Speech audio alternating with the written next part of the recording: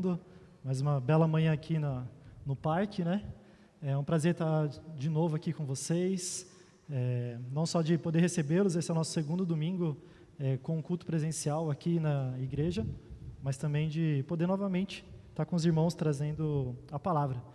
E o texto que nós vamos ler hoje, ele na verdade não se encontra no livro de Jonas, mas ele é o livro de Jonas.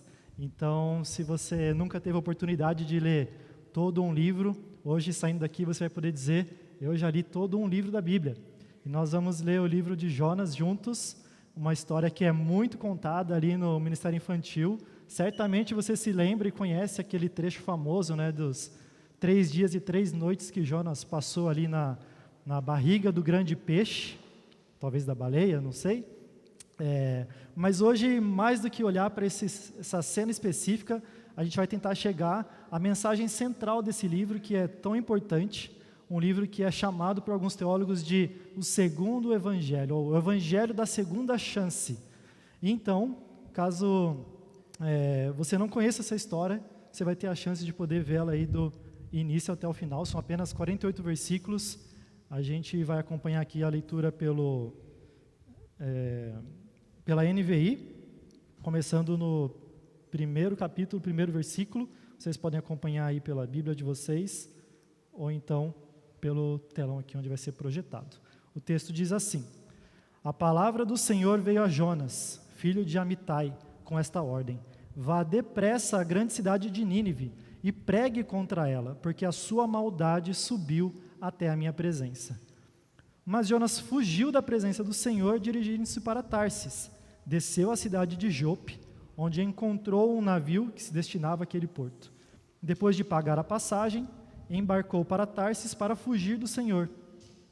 O Senhor, porém, fez soprar um forte vento sobre o mar e caiu uma tempestade tão violenta que o barco ameaçava arrebentar-se. Todos os marinheiros ficaram com medo e cada um clamava ao seu próprio Deus. E atiraram as cargas ao mar para tornar o navio mais leve. Enquanto isso, Jonas, que tinha descido ao porão e se deitara, dormia profundamente. O capitão dirigiu-se a ele e disse: como você pode ficar aí dormindo? Levante-se e clame ao seu Deus, talvez ele tenha piedade de nós e não morramos.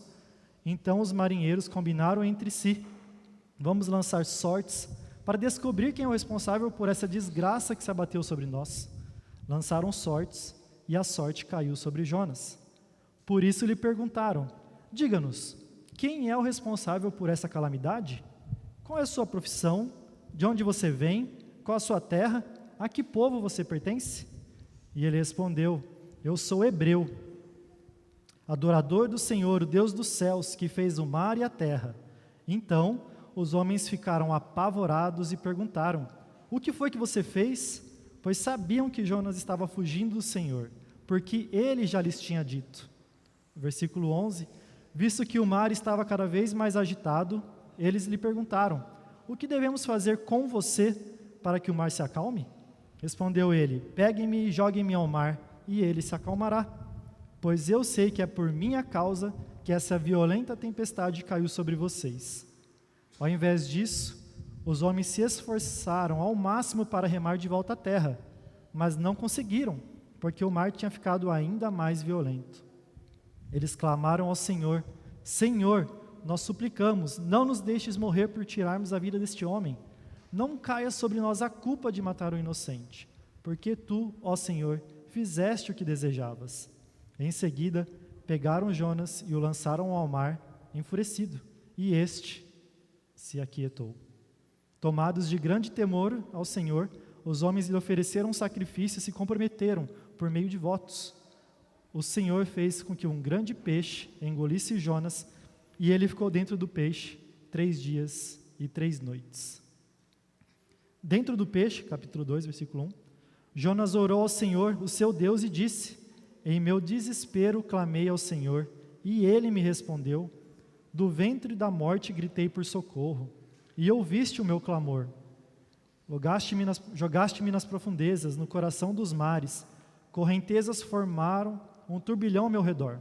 Todas as tuas ondas e vagas passaram sobre mim. Eu disse: fui expulso da tua presença.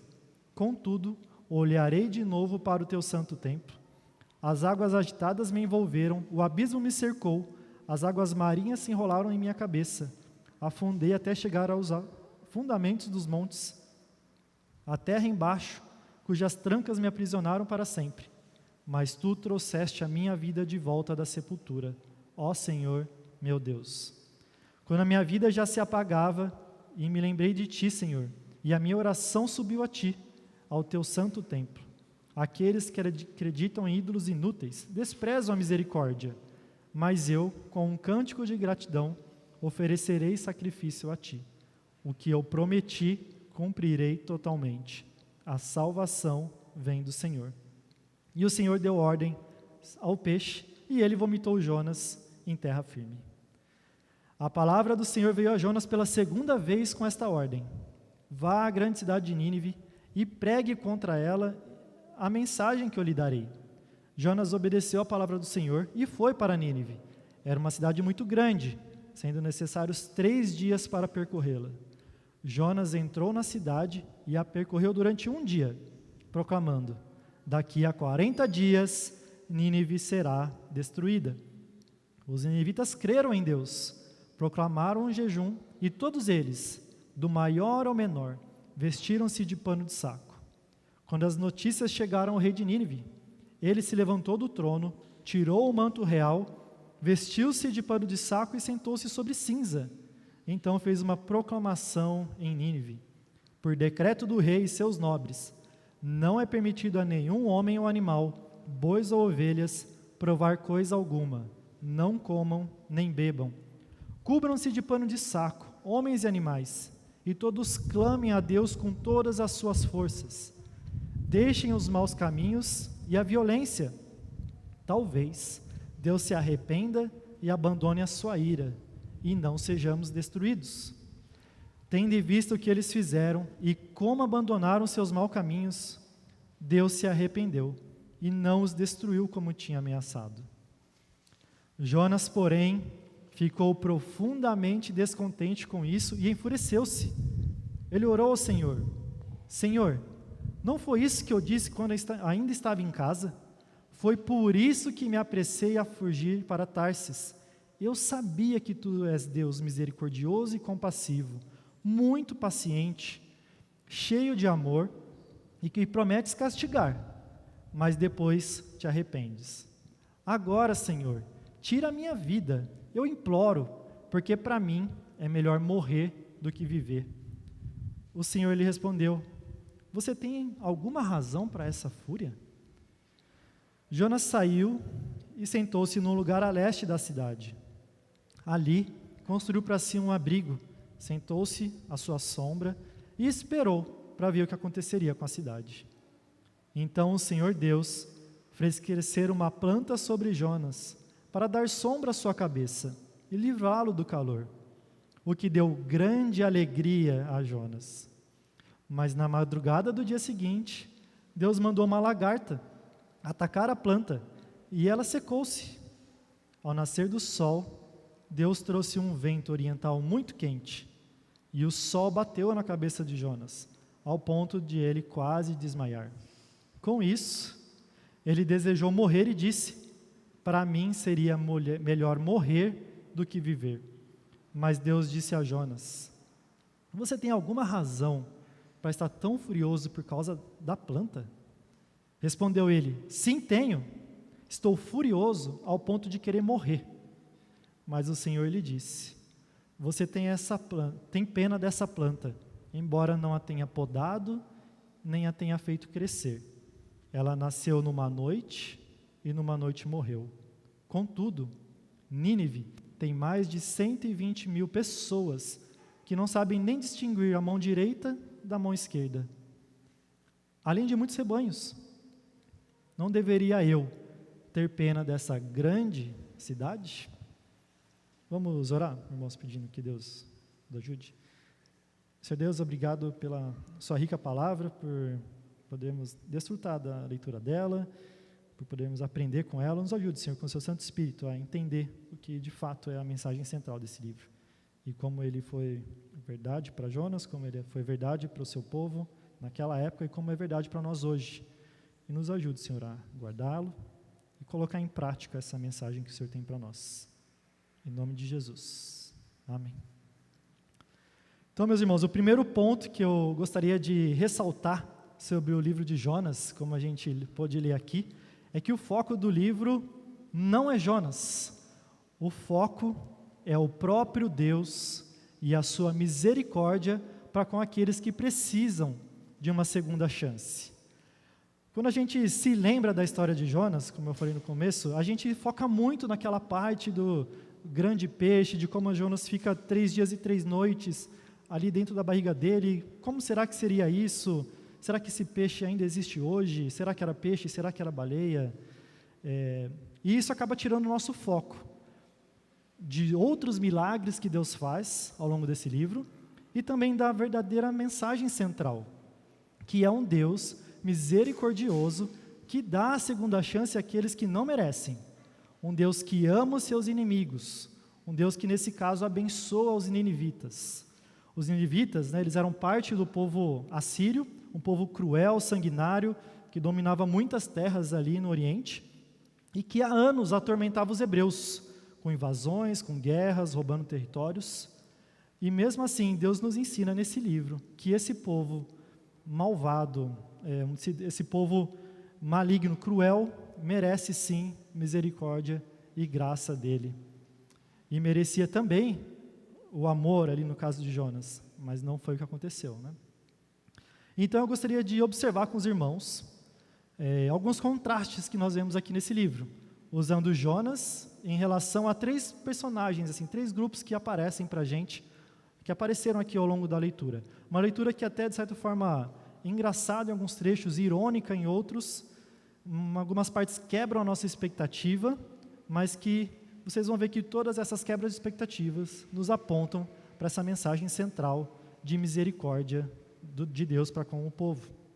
Então, primeiro aqui no capítulo 1, você pode ir caminhando ao longo do livro junto comigo, nós temos Jonas e os marinheiros.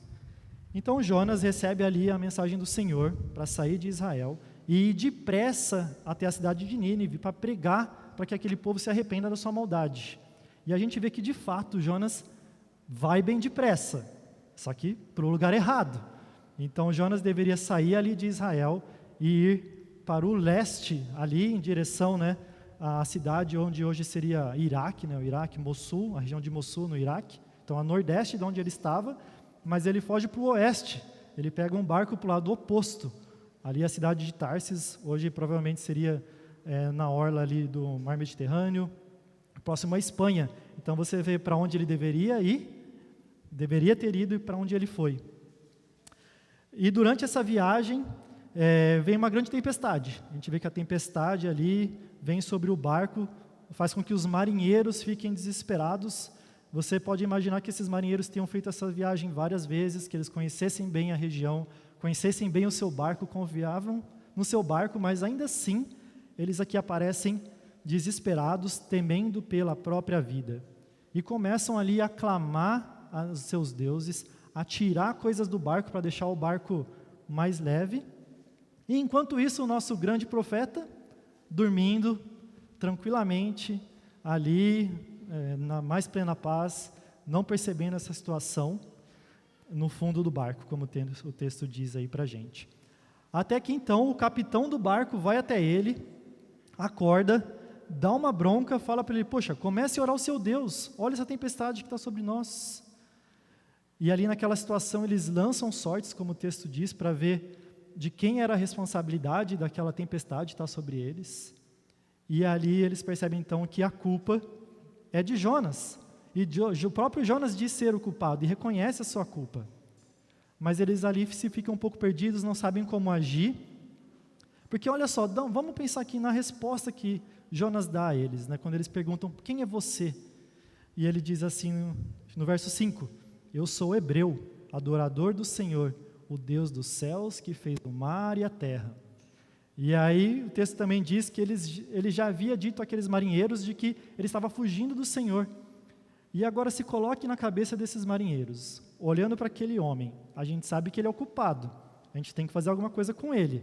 Mas ao mesmo tempo, Ele serve a esse Deus tão grandioso que sabe que ele está aqui. O Deus que ele diz que criou o céu e o mar, está usando essa tempestade aqui para nos abalar. Se a gente mata esse homem, como é que e essa ira desse Deus se volta contra a gente? Que destino cruel seria o nosso, né? E ao mesmo tempo, se a gente luta contra esse Deus, o que a gente faz? Olha, esse homem aqui também, se diz talvez um profeta, mas é um hebreu, ele diz que o Deus dele criou o céu, o mar e a terra, e ele está tentando fugir. Como é que Deus não ia saber que ele estava aqui? Que situação é essa que eles estão ali vivendo? E a situação vai piorando até que eles percebem que não há mais o que fazer. O próprio Jonas diz que é para eles jogarem ele ao mar. E eles fazem isso. Mas antes de fazer, eles clamam ao Senhor e suplicam para que, caso fosse ali um homem inocente, aquela ira do Senhor não venha sobre eles. Mas que eles estavam de fato querendo fazer o que era certo. E para surpresa deles, logo que eles jogam Jonas ao mar, ele se acalma. O mar se tranquiliza, a tempestade acaba. E esses homens, então, são tomados de grande temor ao Senhor, e o texto diz que eles oferecem sacrifícios e se comprometem a Ele por meio de votos. Olha que transformação, que cena maravilhosa. E irônica também. O profeta hebreu, aquele que deveria levar a mensagem do Senhor, desobedece a Deus e foge. E os marinheiros pagãos, adoradores de deuses, se voltam ao verdadeiro Deus, em temor, e oferecem sacrifícios e votos a Ele, reconhecendo que Ele é o Senhor. E em troca recebem a misericórdia do Senhor. A tempestade ali se acaba. Esse é o nosso primeiro contraste ali, entre Jonas e os marinheiros. Vão ser 3. Uma vez no mar, então, Jonas cai ali, finalzinho do capítulo 1, o Senhor envia um grande peixe para que ele engolisse Jonas. E aí o texto diz que ele ficou 3 dias e 3 noites dentro desse grande peixe. E é nesse contexto, no capítulo 2, que Jonas ora ao Senhor, ora clamando por socorro. Um socorro que, surpreendentemente, ele sabe que viria. Olha comigo aí o versículo 2 desse capítulo. Ele diz assim: em meu desespero clamei ao Senhor, e Ele me respondeu. Do ventre da morte gritei por socorro, e ouviste o meu clamor. Então ali, ainda na barriga do grande peixe, ele tem a esperança de que o Senhor vai resgatá-lo. Versículo 6: afundei até chegar aos fundamentos dos montes, a terra embaixo, cujas trancas me aprisionaram para sempre. Mas tu trouxeste a minha vida de volta da sepultura. Tu trouxeste a minha vida de volta à sepultura. O Senhor estava salvando ele. Versículo 7. Quando a minha vida já se apagava, eu me lembrei de ti, Senhor, e a minha oração subiu a ti, ao teu santo templo. Jonas tinha certeza de que o socorro de Deus viria, e como reconhecimento dessa salvação que chega a ele, ele faz uma promessa. Aí no versículo 9: eu, com um cântico de gratidão, oferecerei sacrifício a ti. O que eu prometi, cumprirei totalmente. A salvação vem do Senhor. Ele reconhece que a única chance de salvação, a única salvação possível, vem do Senhor. Então Deus vê ali esse clamor de Jonas por salvação, e o texto diz que Jonas é devolvido à terra pelo peixe. E a primeira coisa que acontece, quando Deus, ali no capítulo 3, versículo 1, é Deus falando novamente com ele. Ele havia dito que faria o que tinha prometido. Então Deus, no versículo 1, capítulo 3, diz: vá à grande cidade de Nínive e pregue contra ela a mensagem que eu lhe darei. E Jonas, como um verdadeiro profeta, dessa vez parece realmente estar mudado, obedece e vá levar a palavra do Senhor para Nínive. E aqui entra então em cena o nosso segundo grupo de personagens que nós vamos ver hoje: os ninivitas e o seu rei. E vamos comparar a atitude deles com a atitude do profeta. Então Jonas vai até Nínive e faz uma pregação. E a gente vê que ela teve um resultado surpreendente. Mas vamos olhar um pouquinho mais de perto em como ele faz essa pregação. No versículo 3, nos diz que a cidade era muito grande e que se levariam 3 dias para percorrer ela toda. E aí você pode imaginar não só uma cidade, mas toda a sua região. Ali, hoje em dia, os historiadores reconhecem que seria algo próximo à cidade de Mossul, né, no Iraque. Hoje com 1,5 milhão de habitantes, então talvez a gente pode comparar com Campinas ali, com toda a sua região ao redor. Naquela época bem menor, mas ainda assim muito grande, né? 3 dias para percorrer ela toda. E a gente tem aqui o profeta mais eficiente do Antigo Testamento. O texto nos diz que ele percorre todo esse trecho em apenas 1 dia. Em 1 dia, o nosso Jonas maratonista consegue percorrer todo aquele trecho levando a mensagem. E mais um pouquinho, então, mais próximo do texto, vamos ver a mensagem que ele pregou. A mensagem foi a seguinte: daqui a 40 dias, Nínive será destruída. Se você já participou de algum treinamento sobre evangelismo, por mais simples que seja, você vai perceber que tem algumas pequenas falhas nessa pregação de Jonas. Por exemplo, daqui a 40 dias, Nínive será destruída. Ele não fala por que ela vai ser destruída. Ela não fala por quem ela vai ser destruída. Ela não fala o que eles deveriam fazer para que ela não fosse destruída. Então a gente vê que ele não aponta o erro do povo, ele não diz qual deve ser a resposta do povo àquela mensagem que ele estava dizendo, e ele não menciona Deus. Ele não menciona Deus na mensagem de exortação que ele está pregando. Então a gente vê uma mensagem reduzida, que deveria ser calmamente pregada, talvez em 3 dias, pregada em 1 dia, mas ainda assim, apesar dessa sabotagem evangelística de Jonas, talvez até a gente pode dizer que o profeta talvez não tenha mudado tanto assim, mas ainda assim, pela graça e misericórdia de Deus, o povo de Nínive responde positivamente a essa mensagem de exortação. Vamos ver aí como eles responderam a essa mensagem. Capítulo 3, versículo 5. 5, 6. Os ninivitas creram em Deus. Os ninivitas proclamam jejum. Eles se vestem de pano de saco, reconhecendo humildade. E não só eles, como o próprio rei. A mensagem chega ao rei e ali diz que ele sai do seu trono, tira o manto real, se veste também de pano de saco, se senta sobre cinzas e ainda faz um decreto dele e de todos os nobres, dizendo para que todos na região deixem os maus caminhos, abandonem a violência, na expectativa de que Deus se arrependa e não traga sua ira sobre eles. O profeta faz o mínimo necessário, torcendo para que talvez a pregação nem funcione, não chegue ao coração dos ninivitas, mas aquele povo que é ruim, malvado, sanguinário, cruel, que atormentava os hebreus, esse povo se mostra verdadeiramente arrependidos.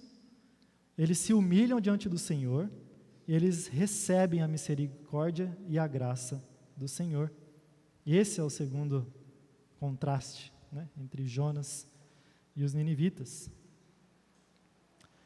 E no último capítulo, capítulo 4, a gente vai ver o último contraste agora entre Jonas e o próprio Deus. E aqui Jonas novamente expõe a dureza do seu coração. Ele começa orando ao Senhor, e ele diz assim no versículo 2: foi por isso que me apressei em fugir para Tarsis. Eu sabia que tu és Deus misericordioso e compassivo, muito paciente, cheio de amor e que prometes castigar, mas depois te arrependes.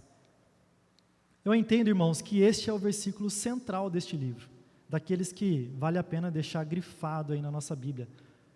Parece que Jonas está tentando ofender a Deus, quando na verdade ele está fazendo um grande elogio, não é mesmo? E aqui a gente tem a confirmação do que se passava na cabeça de Jonas desde o início. Ele diz que não fugiu para Tarsis, talvez que a gente poderia especular, por ter medo de levar uma mensagem aos assírios, do que poderia acontecer com ele, aquele povo que era reconhecidamente inimigo de Israel, um povo que era cruel, um povo que era mau. Não foi medo, não foi isso. Ele odiava o povo de Nínive pela sua maldade, odiava aquele povo pelo mal que eles haviam feito aos hebreus, e também sabia que Deus era misericordioso em perdoar, e ele não queria que os seus inimigos fossem perdoados por Deus. Ele odiava os ninivitas mais do que ele amava obedecer a Deus. A gente tem que se lembrar que realmente Jonas veio de uma região que foi muitas vezes assolada pelos assírios. Em 2 Reis aparece ali, é um dos lugares que aparece um pouquinho sobre Jonas, ele profetizando a vitória do rei Jeroboão II sobre os assírios, uma vitória que não acontece porque Jeroboão foi um rei mau, e ali o outro profeta contemporâneo, o profeta Amós, vem e de certa forma Deus usa para anular essa promessa que havia sido feita por Jonas ao rei Jeroboão. E aquele povo então, ele estava diante daquele povo de quem ele tinha um ódio mortal, levando uma mensagem de perdão e misericórdia do próprio Deus. O Deus de Israel, o Deus dele, estava estendendo as mãos, misericórdia e graça aos seus inimigos, a um povo gentil. E ao ver o resultado da sua pregação, ali, Jonas, no versículo 3, desse capítulo, ele pede para que Deus tire a sua vida.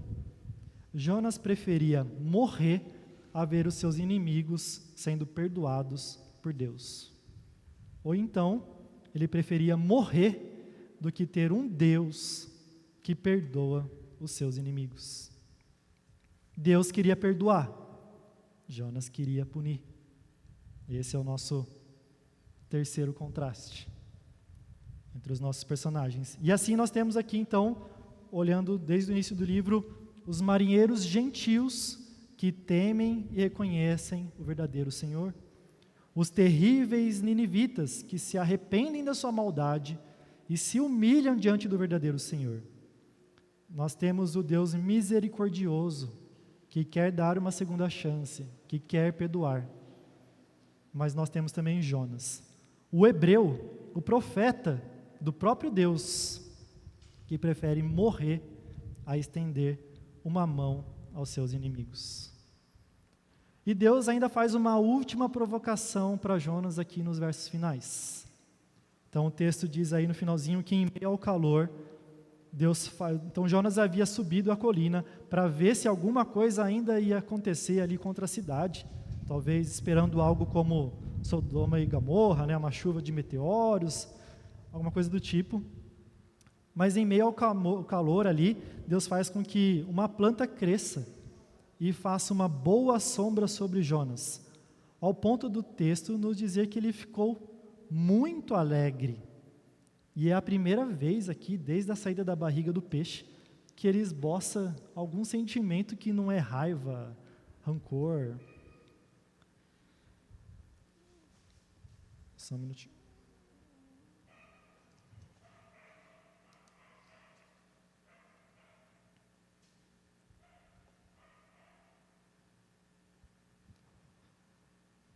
Vou concluir. Então, ali, só vou recapitular, ele estava... Está reiniciando aqui. Thaís, pode trazer meu celular, por favor? Está na bolsa da mochila.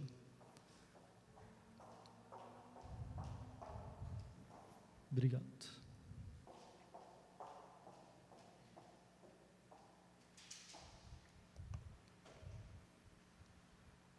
Então a gente vê que esse profeta, ranzinza, triste, irado contra o povo de Nínive, esboça a primeira reação positiva.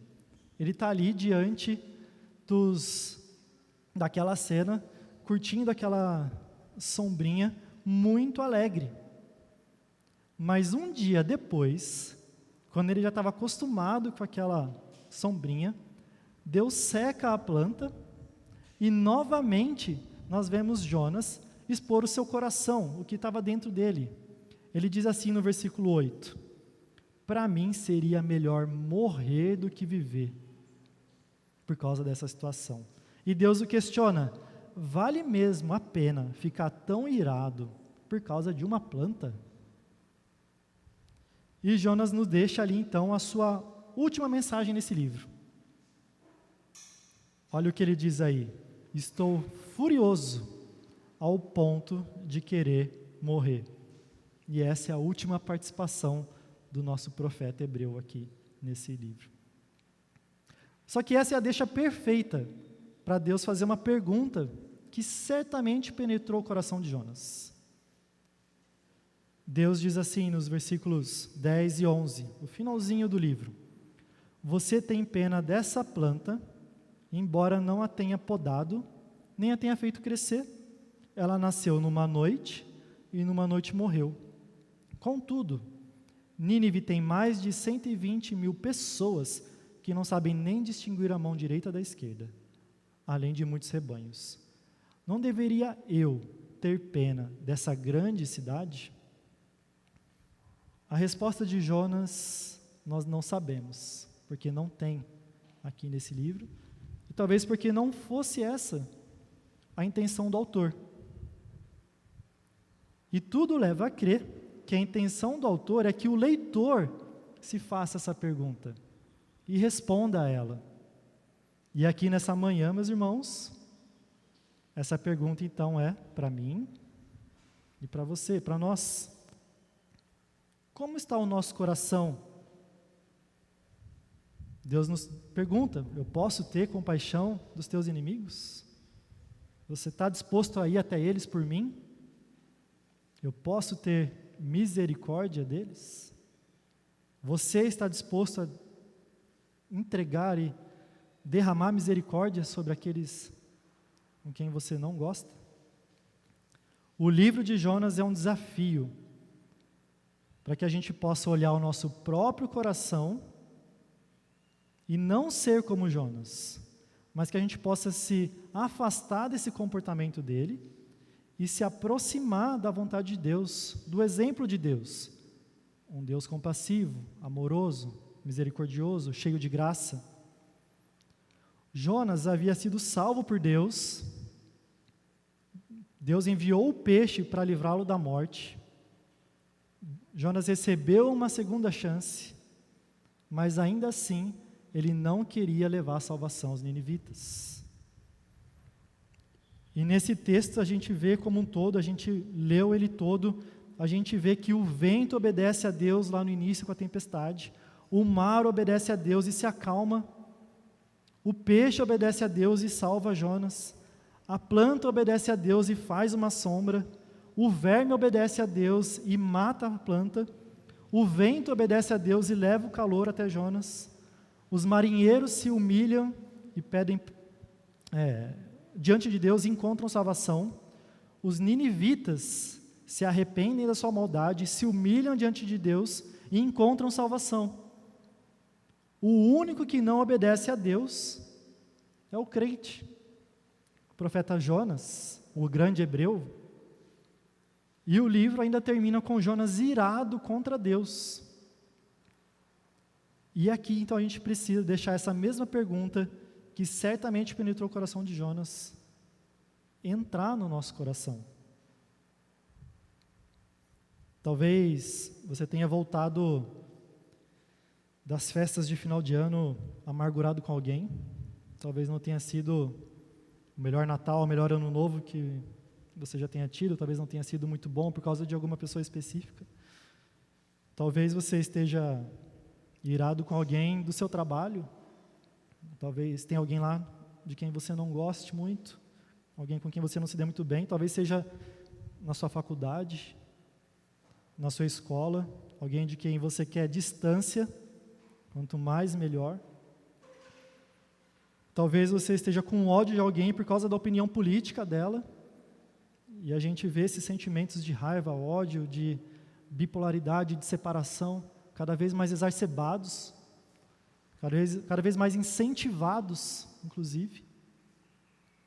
E a mensagem para todos nós é: não seja como Jonas. E é por isso que esse livro às vezes é chamado de Evangelho da Segunda Chance. Jonas teve uma segunda chance de obedecer a Deus e ir até Nínive. Se você se lembrar ali da história de Moisés, ele não teve segunda chance. Deus disse para ele tocar na rocha, ele bateu, e o Senhor disse: você não entrará na terra prometida. Nós temos uma segunda chance de reconhecer, irmãos, a nossa falta de amor, reconhecer que a gente precisa da ajuda de Deus para guiar o nosso senso de justiça. Às vezes, tentando seguir fielmente ao Senhor, nós nos tornamos fariseus.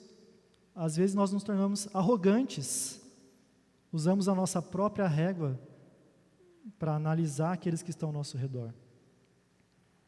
A gente não pode se esquecer, irmãos, que nós já fomos alvos da grande misericórdia e graça de Deus. E basta a gente agora estender a mão àqueles que também precisam, àqueles que ainda estão perdidos. O Jonas é citado nas Escrituras em 4 trechos diferentes, 4 partes diferentes. Jonas, ele é citado aqui na sua história, como nós lemos hoje, em 2 Reis, ali com o rei Jeroboão, como eu já comentei anteriormente, mas ele também é citado nos evangelhos de Lucas e Mateus, capítulo 11 e 12, e ali o Senhor deixa uma mensagem muito impactante. Ele diz que o povo chega até ele, ali os fariseus chegam até Jesus, querendo sinais, querendo milagres, e o Senhor diz a eles que não vai fazer milagres, porque o milagre, ou o sinal já foi feito, o sinal de Jonas, e é aquele sinal que serve de testemunha a todos. O que Jesus estava se referindo a isso? Jesus diz que assim como Jonas passou 3 dias e 3 noites na barriga do peixe, ele passaria 3 dias e 3 noites sobre a terra, ali se referindo à sua morte e ressurreição, ali se referindo a uma segunda chance. Ele diz que os ninivitas tiveram a chance de se arrepender com a mensagem de Jonas, e ali os próprios ninivitas se levantarão no final dos tempos para acusar aqueles homens fariseus que conviveram com Jesus, tiveram a chance de ouvir a mensagem do próprio Jesus e não se arrependeram. E aqui, irmãos, agora nós numa terceira etapa, temos a história de Jonas completa.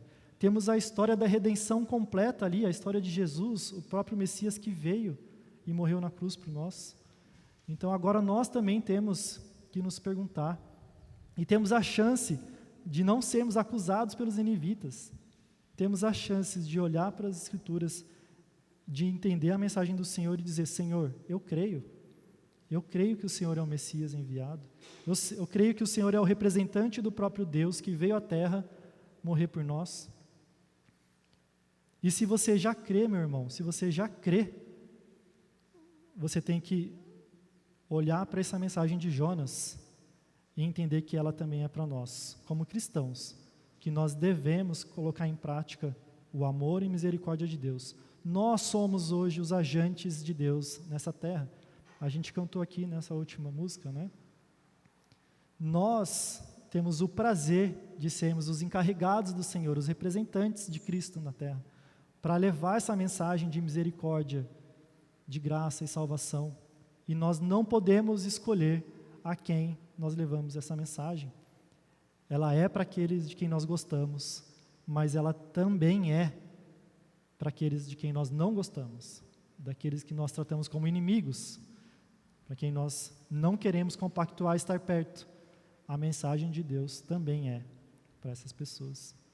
Então o desafio, irmãos, é olharmos para o nosso coração e pedirmos para Deus, mais uma vez como disse a música, sondar o nosso coração e nos mostrar onde podemos mudar, Senhor. A quem eu deveria estar amando? A quem que eu não amo hoje que eu deveria estar amando? De quem eu não gosto que eu deveria estar orando por salvação? Ajude-nos, Senhor, a nos livrarmos do nosso orgulho e da nossa arrogância.